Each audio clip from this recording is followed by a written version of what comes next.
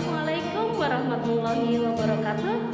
Bertemu lagi dengan mata pelajaran IPA.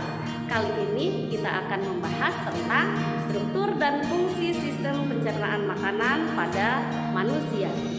Sebelum kita mulai, kita berdoa terlebih dahulu ya. Bismillahirrahmanirrahim. Rabbi zidni ilma warzuqni fahma. Amin. Sebelum kita lanjutkan pelajaran kali ini, Ibu akan bertanya terlebih dahulu kepada kalian. Kenapa sih materi ini harus kita pelajari? Iya, betul. Ketika kita mempelajari materi ini, kita akan mengetahui bagaimana proses pencernaan makanan dalam sistem pencernaan kita dapat menghasilkan makanan yang siap diserap oleh sel-sel dalam tubuh kita. Oke, kita mulai ya. Sistem pencernaan manusia terdiri atas organ utama berupa saluran pencernaan dan organ aksesoris atau tambahan. Saluran pencernaan merupakan saluran yang dilalui bahan makanan yang dimulai dari mulut, kerongkongan, lambung, usus halus, usus besar, rektum, dan berakhir di anus. Di dalam mulut terdapat gigi, lidah, dan kelenjar air liur atau saliva. Air liur mengandung mukosa atau lendir, senyawa yang berfungsi sebagai antibakteri, dan enzim amilase atau dikenal dengan enzim tialin.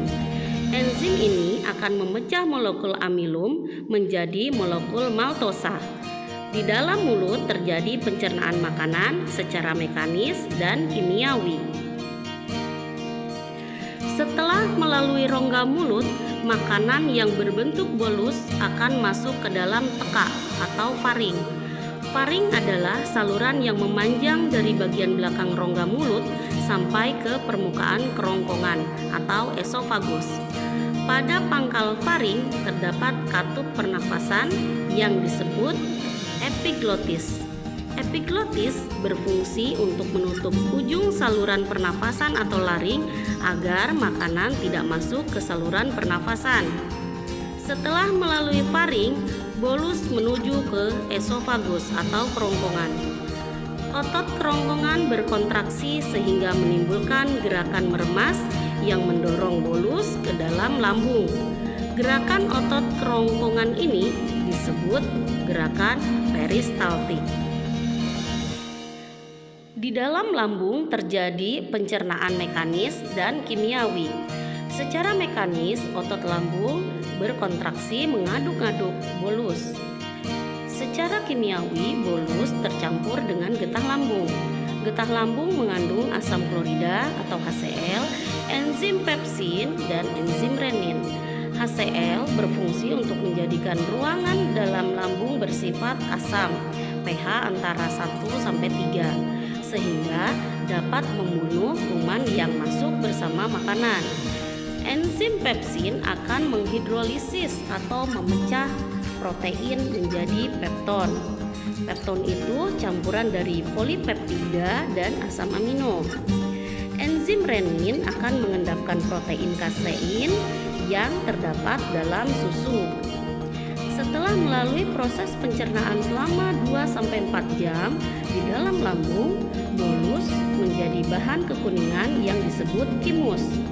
Thymus akan masuk sedikit demi sedikit ke dalam usus 12 jari.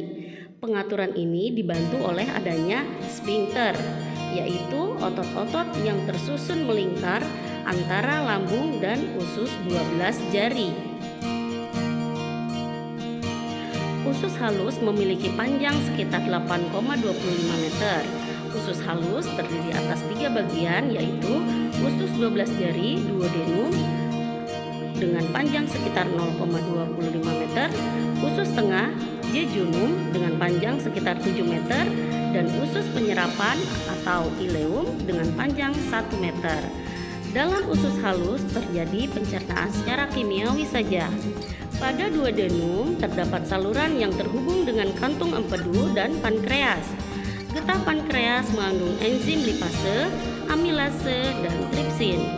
Enzim lipase akan mencerna lemak menjadi asam lemak dan gliserol. Amilase akan mencerna amilo menjadi maltosa. Tripsin akan mencerna protein menjadi polipeptida. Getah empedu yang dihasilkan hati akan mengemulsikan lemak, yakni membuat lemak agar larut dalam air. Pencernaan makanan dilanjutkan di jejunum. Pada bagian ini terjadi pencernaan terakhir sebelum zat-zat makanan diserap. Zat-zat makanan setelah melalui jejunum menjadi bentuk yang siap diserap. Penyerapan zat-zat makanan terjadi di ileum. Glukosa, vitamin yang larut dalam air, asam amino, dan mineral setelah diserap oleh villi usus halus akan dibawa oleh darah menuju hati dan diedarkan ke seluruh tubuh. Glukosa dalam hati selanjutnya disimpan dalam bentuk glikogen. Asam lemak, gliserol, dan vitamin yang larut dalam lemak setelah diserap oleh villi usus halus akan dibawa oleh pembuluh getah bening menuju hati, kemudian disimpan dalam jaringan lemak. Usus besar atau kolon memiliki panjang kurang lebih 1 meter dan terdiri atas kolon ascendens yang naik, kolon transversum yang mendatar, dan kolon descendens yang menurun dan berakhir pada anus. Di antara usus halus dan usus besar terdapat usus buntu atau sekum. Pada ujung sekum terdapat tonjolan kecil yang disebut rumbai cacing atau appendix yang berisi massa sel darah putih yang berperan dalam imunitas. Bahan makanan yang sampai pada usus besar dapat dikatakan sebagai zat-zat sisa.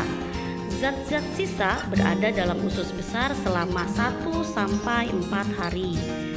Zat sisa tersebut terdiri atas sejumlah besar air dan bahan makanan yang tidak dapat dicerna, misalnya selulosa. Usus besar berfungsi mengatur kadar air pada sisa makanan. Bila kadar air pada sisa makanan terlalu banyak, maka dinding usus besar akan menyerap kelebihan air tersebut. Sebaliknya, bila sisa makanan kekurangan air, maka dinding usus besar akan mengeluarkan air dan mengirimnya ke sisa makanan. Di dalam usus besar terdapat banyak sekali bakteri Escherichia coli yang membantu membusukkan sisa-sisa makanan tersebut. Bakteri Escherichia coli mampu membentuk vitamin K dan B12.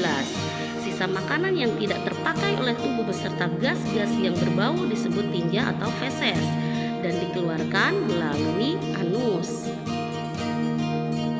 Demikian pembahasan kita kali ini. Semoga bermanfaat. Tetap jaga kesehatan. Assalamualaikum warahmatullahi wabarakatuh.